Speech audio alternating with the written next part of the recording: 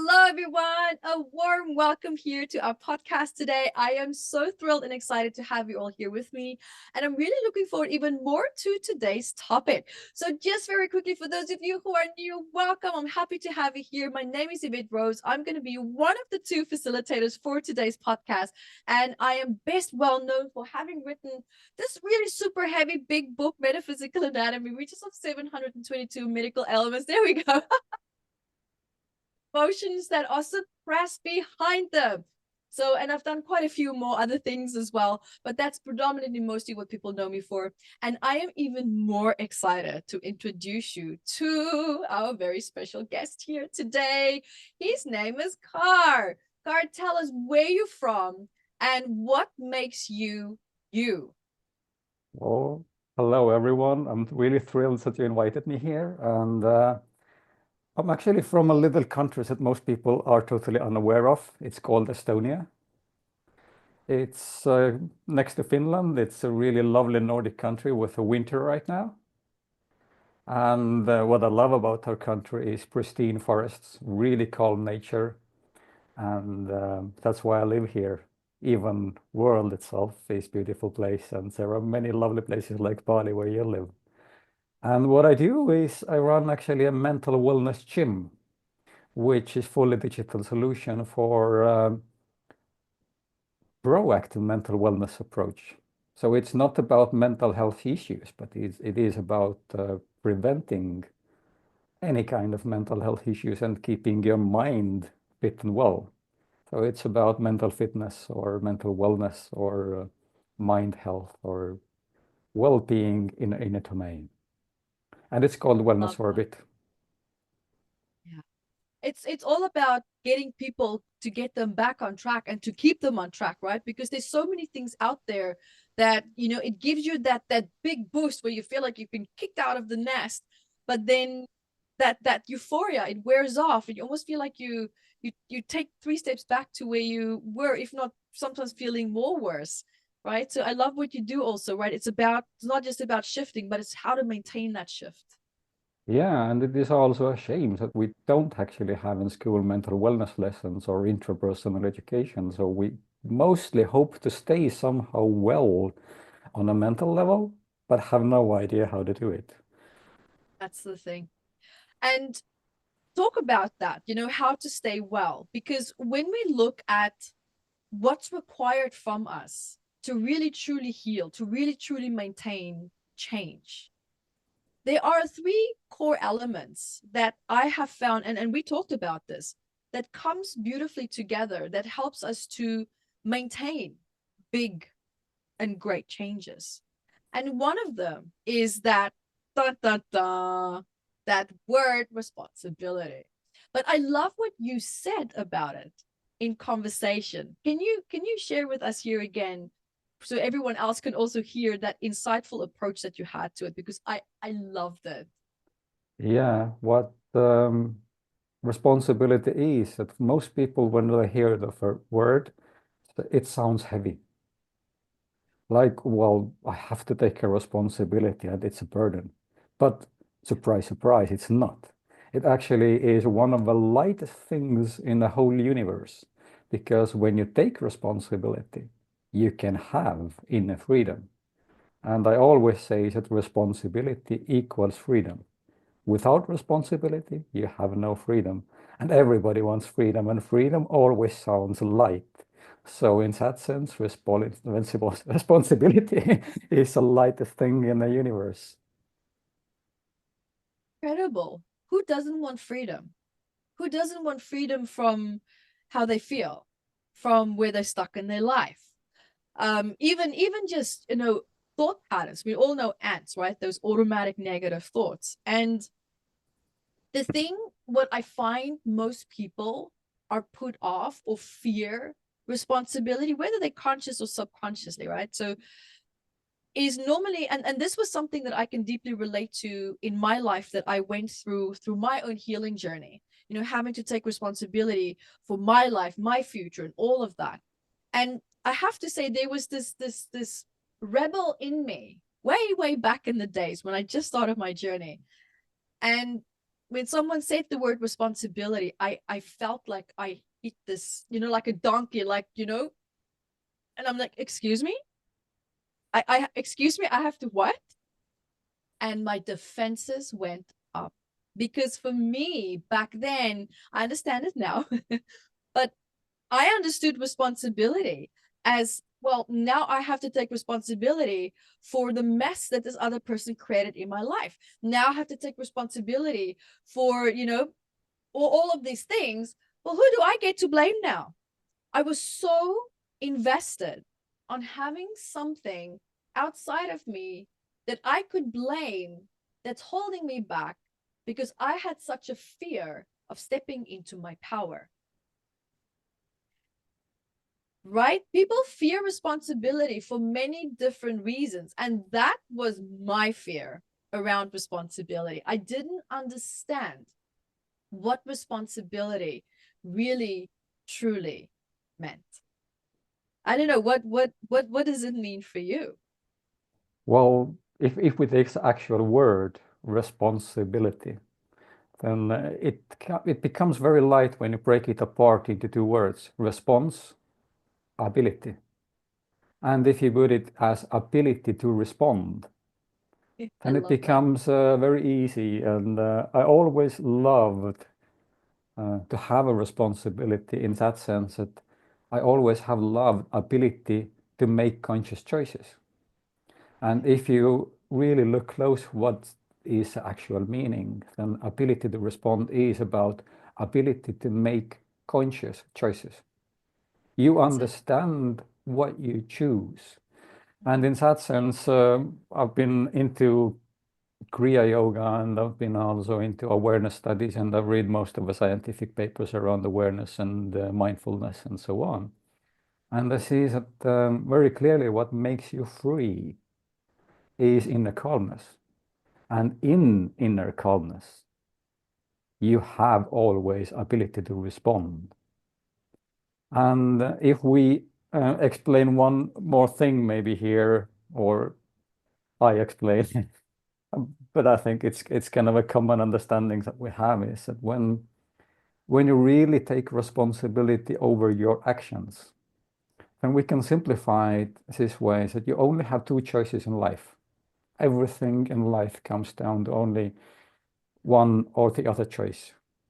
And the one choice is to be reactive. And it is about, as you said, about inner automatic reaction. Somebody made a mess and then you have to clear it up. And Mm, well, it's not lovely. It's like, what the heck? I have something else to do than clear your mess. But it is a clear inner reaction because you somewhere down the line fail to take responsibility. For example, when you notice that the other person is starting to make a mess in your life and you didn't take a responsibility to say that, well, here is how I see things and I cannot go down to this path. I have to establish my own choice and my choice is.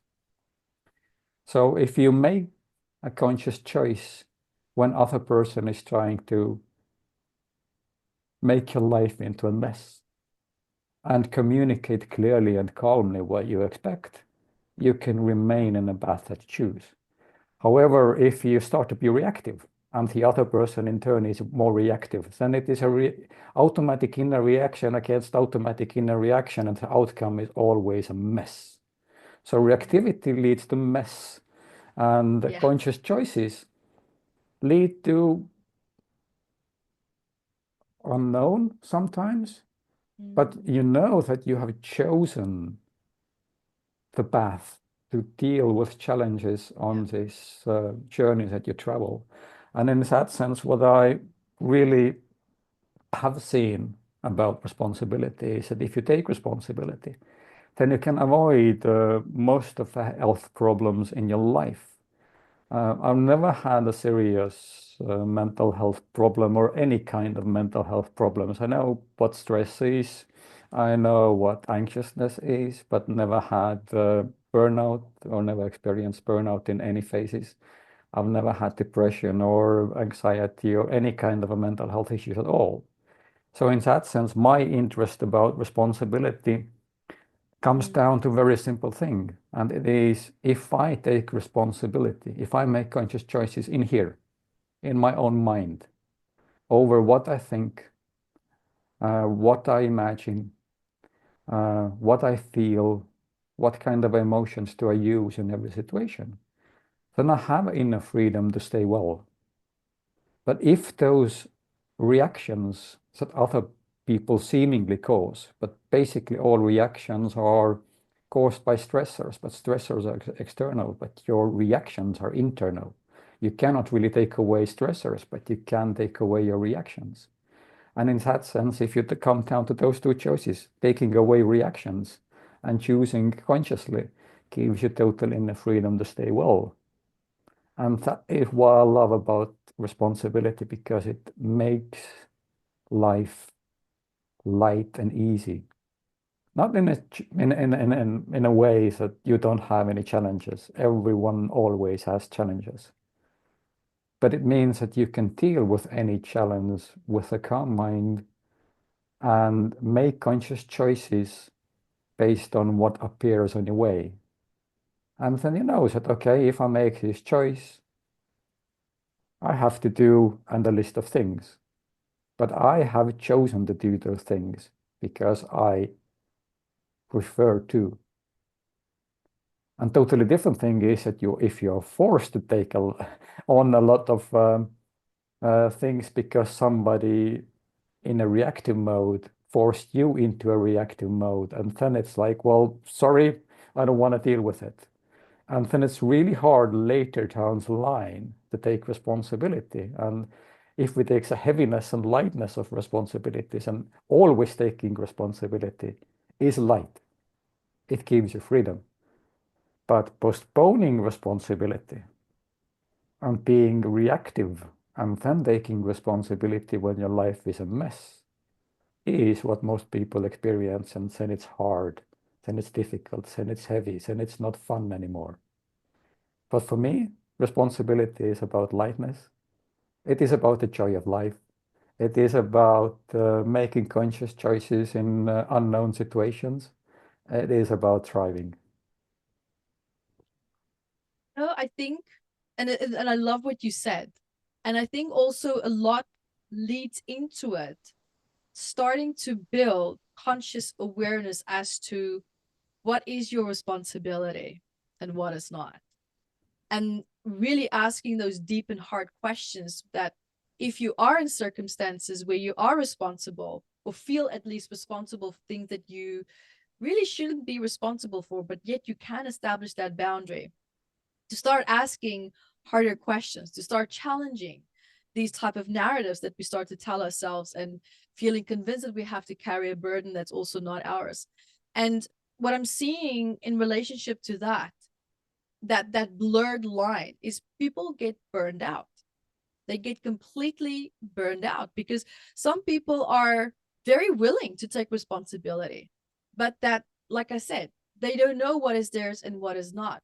And then what starts to happen is they start to, with the patterning in our mind and the emotions that we pattern certain actions and behaviors and the responses that we feel as a result of that, we start to form a very negative association with something such as responsibility, which can be light. And then you can have someone who was very responsible going completely to the flip side and not wanting to take responsibility anymore, becoming, an A-class responsibility taker to a A-class procrastinator, someone that's giving up on their career, people walking out of relationships, people just having absolutely had enough.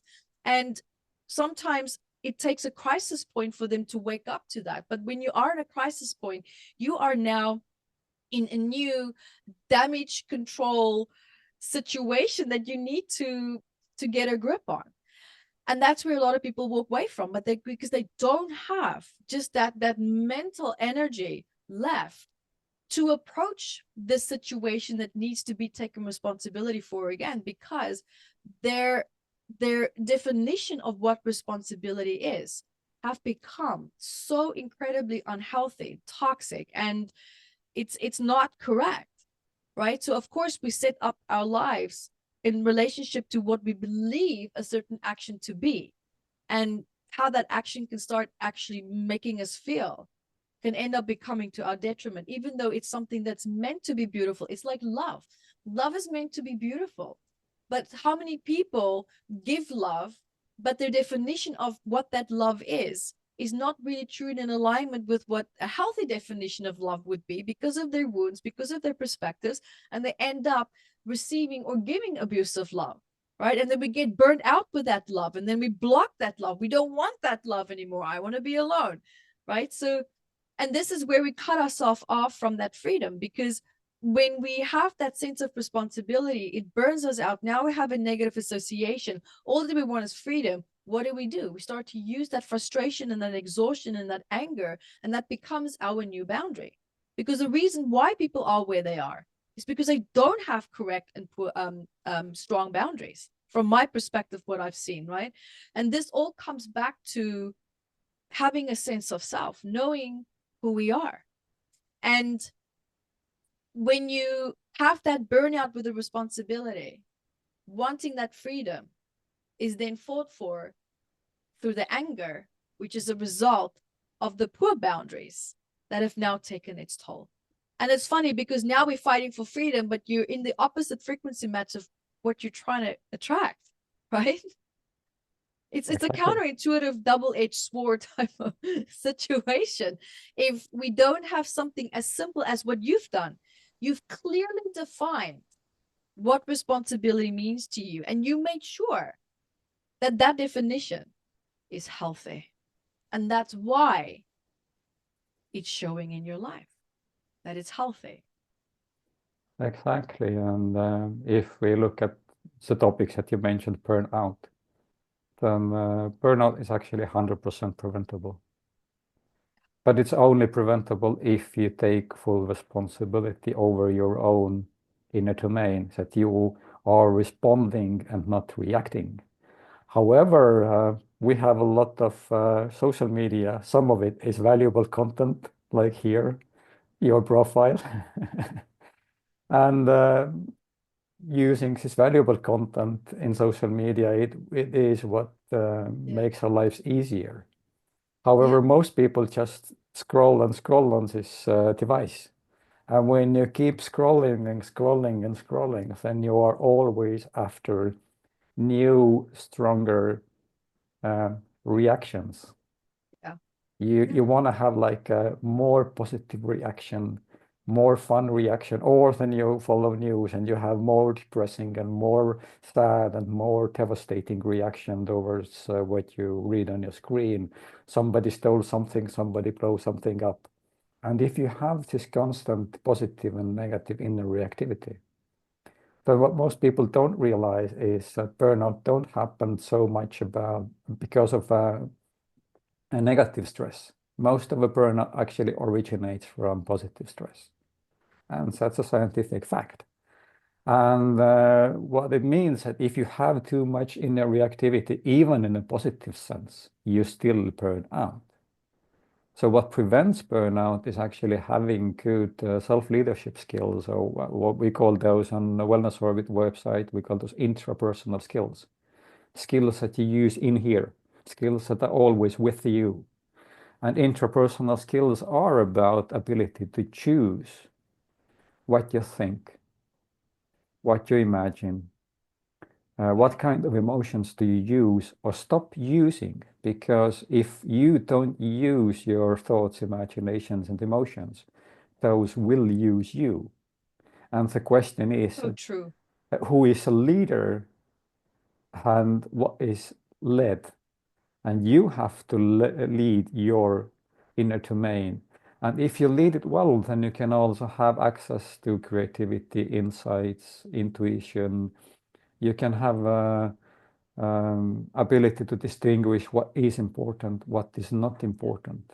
And those skills that are interpersonal skills are based on awareness and also about inner sensing, which is different from emotional level, because emotional level usually keeps you imprisoned.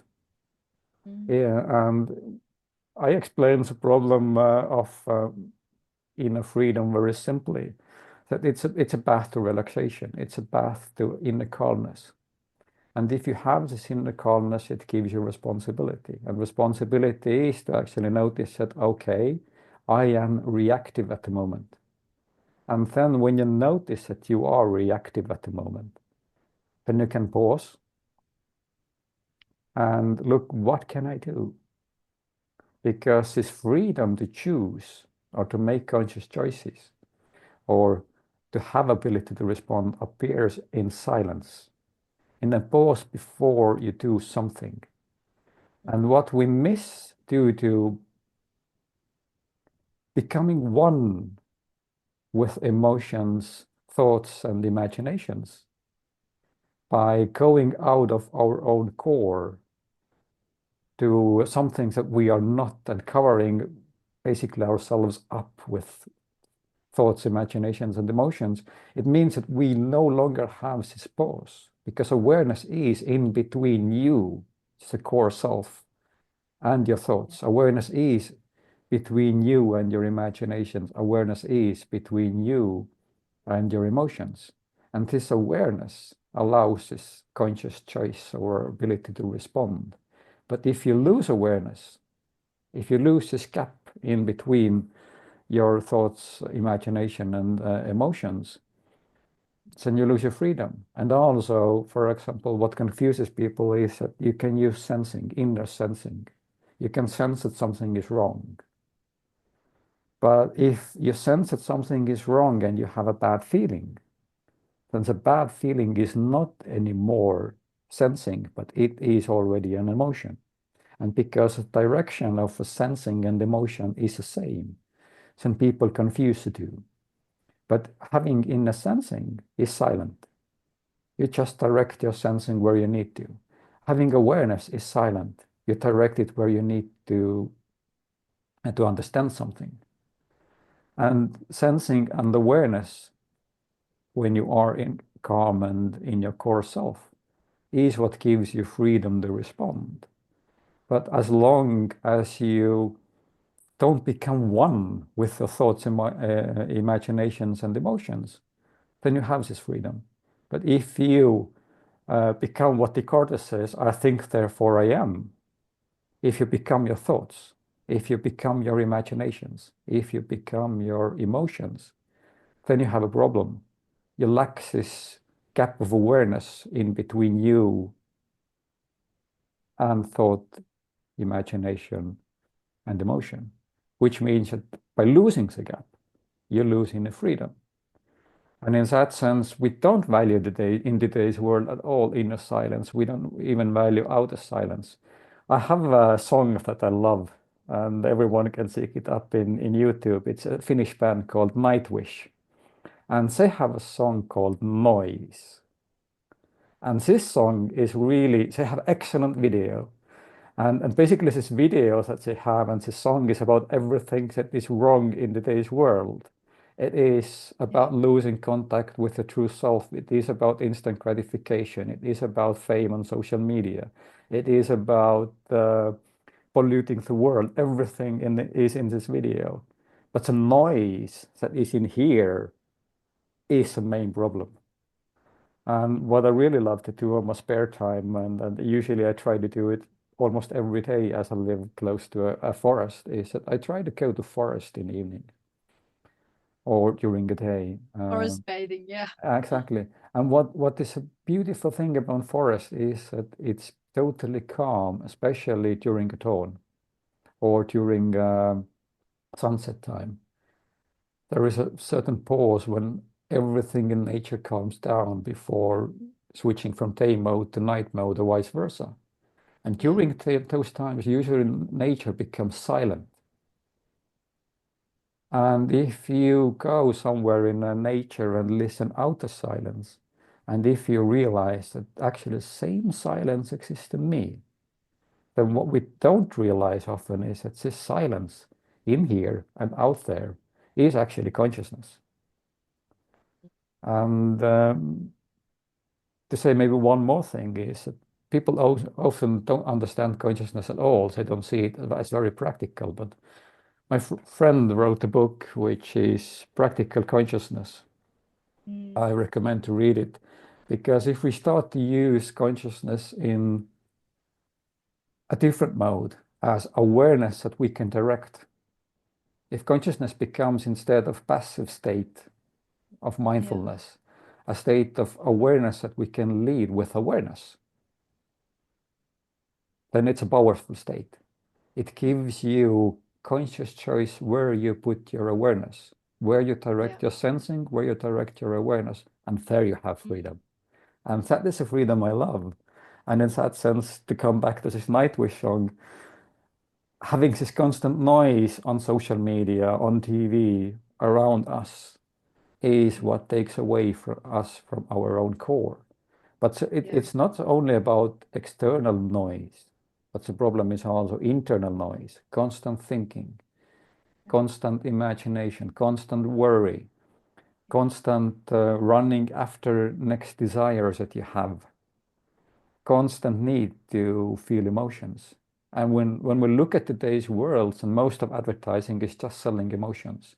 Coca-Cola it's don't true. say that I sell you a brown sugar drink that actually makes your teeth itchy and your stomach bad and your health Yeah, and makes you to lose your health. They say enjoy.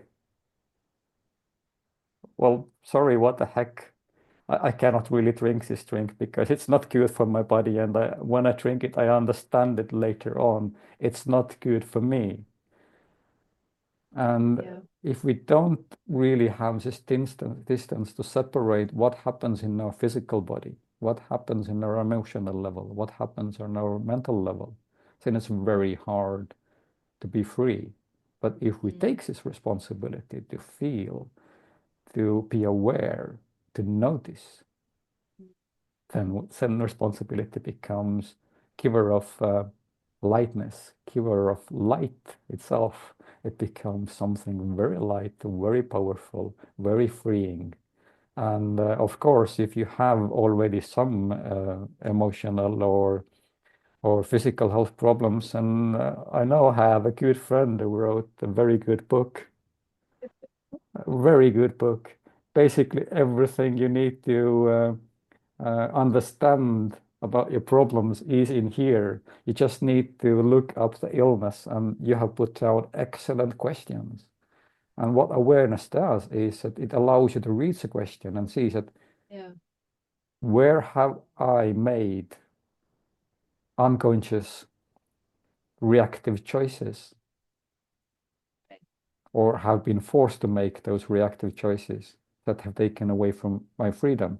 And if you look mm, those questions that you have put down in a book this way, then going through those questions allows you to say, okay, yes, I didn't take responsibility over this. And I have used your book even myself with the little issues that I have found in my physical body.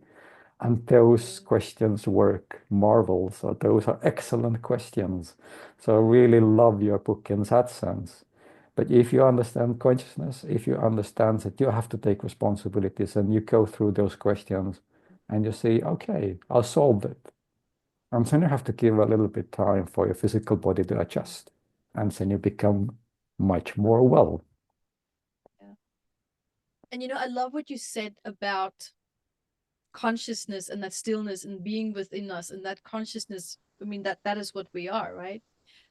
And the awareness that's required as well, because we are in these physical bodies that have different filters. When I work with my metapsychology coaching, I always say that we have the consciousness of the soul, which is our consciousness, and then we have the consciousness of the biology, and these two work parallel, yet they have different purposes that they also serve, because the biology of the consciousness of the biology is all about survival, money, success, business, reproduction. It's very primal, basic human needs, whereas the consciousness is completely detached from that.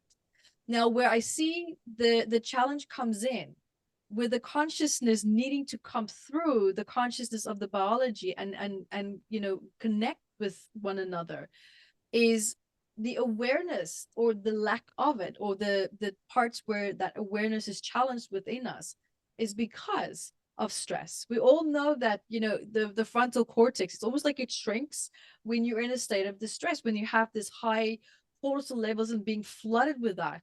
Our left and our right hemisphere is being flabbergasted. It can't consolidate memories correctly. Hence why we have all this brain fog and, disassociation and all these challenges. And what I'm seeing, it's where it needs to come back to is to learn to feel safe, feeling safe.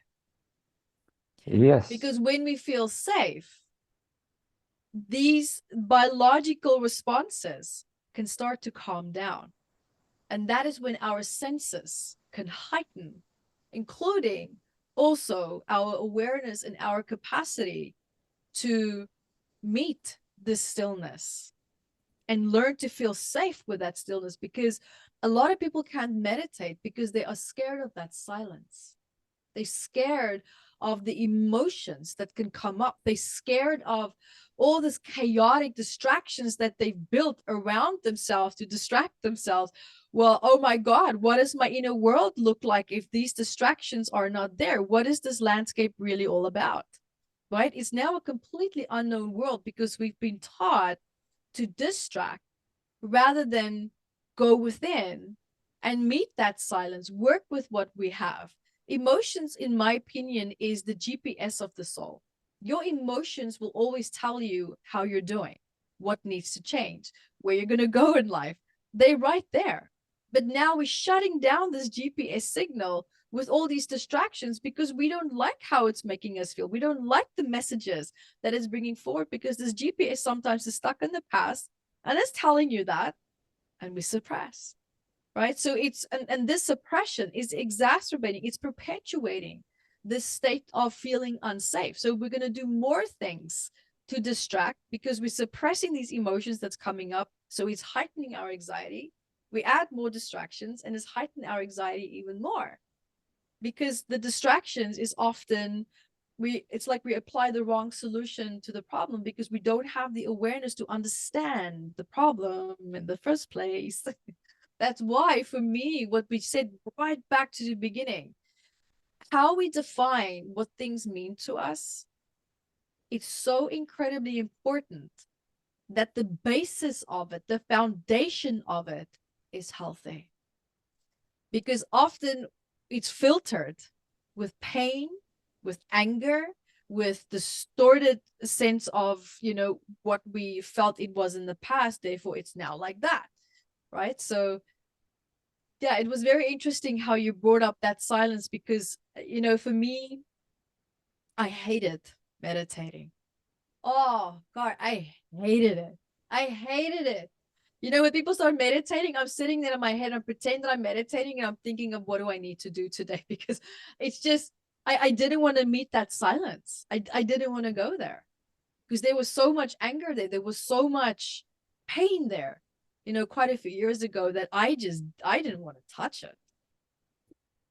Yeah, the problem with inner reactivity is that it works on subconscious level. Yeah. And you're correct, subconscious level is about survival. Yeah. And survival mode means that you are drawn towards positivity and you run from negativity. Running from negativity is not seen as a physical body runs away from negative things, but it's quite often somebody is saying to you that, well, you're stupid, you're ugly, you don't understand, or whatever, insults. And then instead of running away, you just shut yourself down. You suppress your emotion. So running away in that sense is adequately described as suppressing your negative emotions. Because we are not allowed in society to express negativity too much. Yeah. Yeah. And suppressing it means that it's all unsolved. And that's why those questions in the book that you wrote are excellent, because those are about solving suppressed emotions or solving suppressed negativity. And when you release this negativity, when you become aware that I have suppressed it, then it can fade. Yeah. However, if you take this reactivity in a sense that it is reactivity takes away your freedom. That's why I just don't like reactivity at all. You always takes this, I always takes this pause in a silent pause, and then I choose what I do in every situation. But it gives me freedom. But if you use reactivity, you don't have this pause. You just automatically react, automatically react. Right. Somebody says you are stupid, you say that you are stupid too. I don't want to play with you, you go away. It starts from very early childhood. Somebody is not playing the way you like in your sandbox, and then you destroys her castle and says that, well, you're stupid, and you run away. And you Yeah. have a power that, okay, she's stupid or he's stupid and I'm the strong one. But basically, normal reaction would be Yeah. to do something different. But we don't have often normal reactions because we learn our all reactions subconsciously from our parents, from people that we come in contact with as children. And when we are born, we are fully conscious. Every single child is born fully conscious.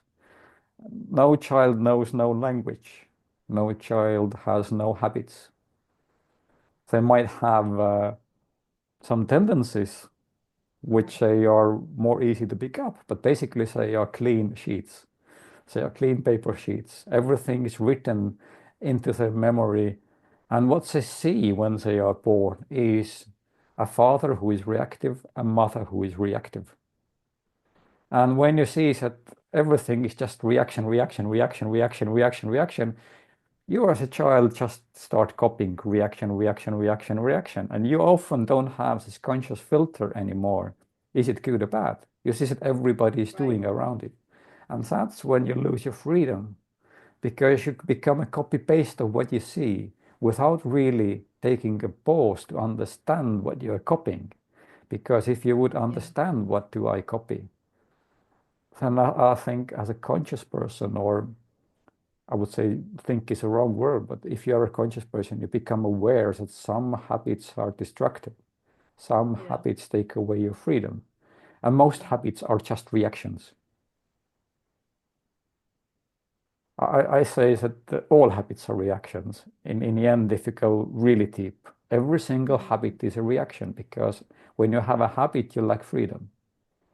Of course, you can choose to have consciously some good habits, to eat in a Mm. certain time, to go to sleep in a certain time.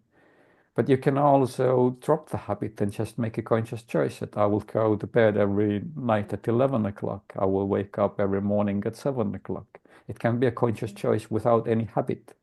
It just put a reminder, for example, on your iPhone, or use a wake up clock to ring a certain time and say, okay, now it's time to go to bed. Now it's time to wake up. And if Yeah. you really listen to your biological rhythms, then you realize that you can wake up at the same time very easily if you make it a conscious choice. Yeah. You don't even need a reminder to wake up. So it is about really choosing consciously what you choose, what you really need to choose for yourself, for your best interest. And here you truly need to listen to your physical body, because your physical body often gives you signs that this food is bad, this Mm. relationship is toxic, this situation is not good for me. But we Yeah. fail to listen because we don't have this pause and we react. And instead of saying that this relationship is bad, and I will explain my stand, and I will take a stand and explain how you make you feel, Yeah. how you make me feel, and what happens within me if you do this, Yeah. and say that, okay, if you don't change, I will walk away. I Yeah. will lose you as a friend or a spouse or family member if you keep this toxicity towards me up. I don't need you into my life. Instead of Mm. taking this power, we often just try to put in a brave, polite face and say that, well, yeah, thank you for insulting me. Only saying that inside and outside, we are saying, well, thank you, I will try to change myself. But basically feeling that, okay, here is a strong suppression I go Yeah. totally against what I feel in my core, and that puts into a prison. So in that sense, reactivity is the only prison we have in life. We don't Yeah. have any other prisons. I don't believe at all what they say in social media that we live in a matrix.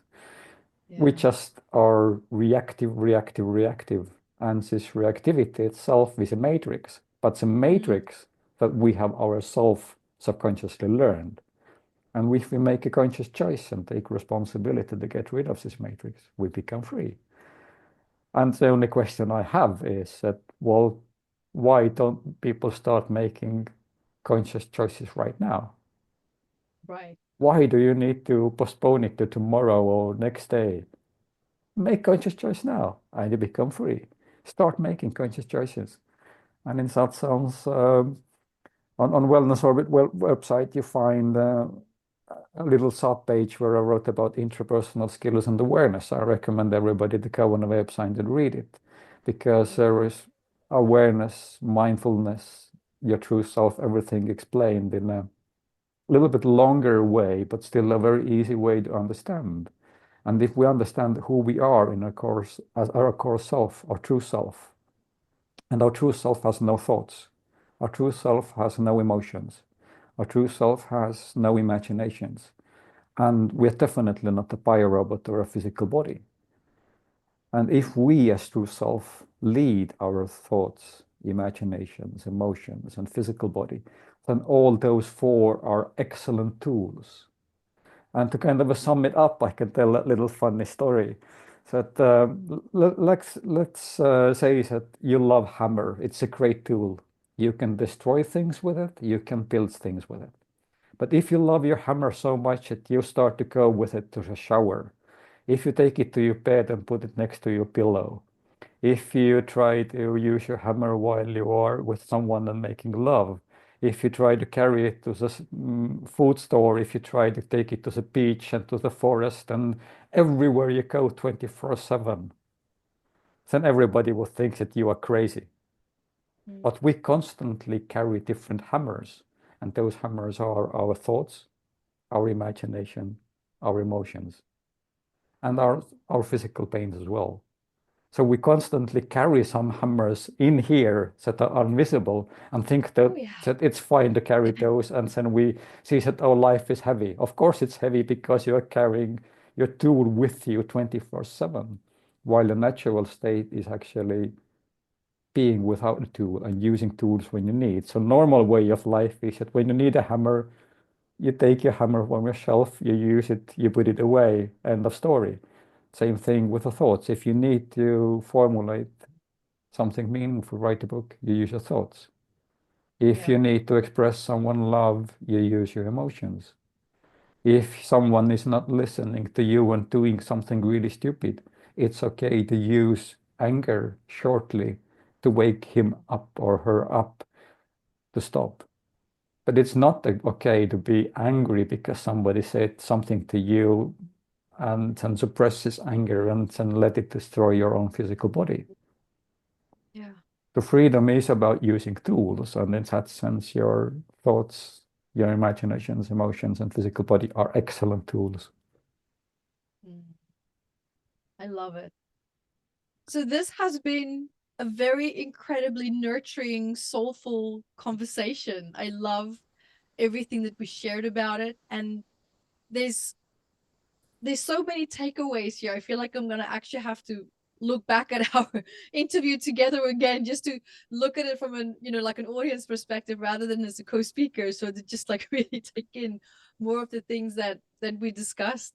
And before we love and leave everyone, is there like just a final message of you know like encouragement or positivity that you would like to share with everyone?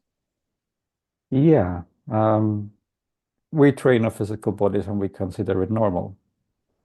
We also need to train our minds. And training our mind is not thinking faster, not having more emotions, but it is about taking more inner control over what happens in your interpersonal Yeah. domain. So Yeah. learning interpersonal skills, learning how to keep your mind fit and well, how to keep your mental sharpness, it is what matters. It is what gives you freedom.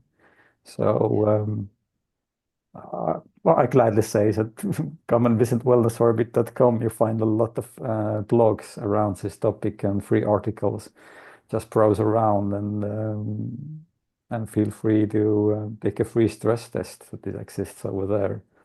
And if you know your inner domain, you will be freer. And in Yeah, that sense, what wakes me up every morning is a very simple thing: inner freedom, ability to help others, ability to share this lightness of responding. I love that. That's beautiful. Thank you so much for sharing that. And just also a very brief message for me as well. You probably already know it's actually on the book. Your body is talking. Are you listening? Don't wait for a crisis to strike. The moment there's discomfort, the moment something is out of balance, your body is trying to talk to you. Listen to the message. And if you don't know how, grab your copy on Amazon. That book is going to be incredibly supportive for you. I mean, it's used in hospitals, universities, psychologists, psychiatrists, anyone that's just interested in getting to know and understand their body and its messages much better. And it will definitely be a great value and resource for you as well. And one last thing also that there's really deep, so much helped me, and I learned this in positive psychology, which I incorporated into meta psychology coaching as well, which is my technique, is to start to ask the question instead of what is going wrong. Every time when you find yourself in that negative state, what in my life is going right? And sometimes we just have to go back to basics. What is going right? I have clothing on my back. I have a roof over my head. Or I had a really nice lunch today. Or I have a bed to sleep in. There was a point in my life where I also had to go back to these basics and to just reconnect to that rewiring, that pathway of, well, there are good things going on in my life. It's not just all negative. So it's all about breaking the patterns. And we do that with our newfound awareness. And this is something that you can create. It's a learned behavior.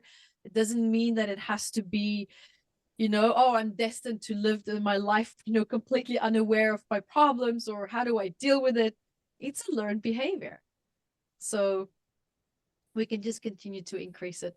So, Kaur, thank you so much for your love, your time, and your energy. It was so lovely to have you here online. And I hope to meet you again in person again one day at some point. You never know. And everyone Thank, else, also, thank you so much for being here. And you'll find Kaur and my details at the bottom in the description. So go check it out. I love you guys. Big hugs. Bye.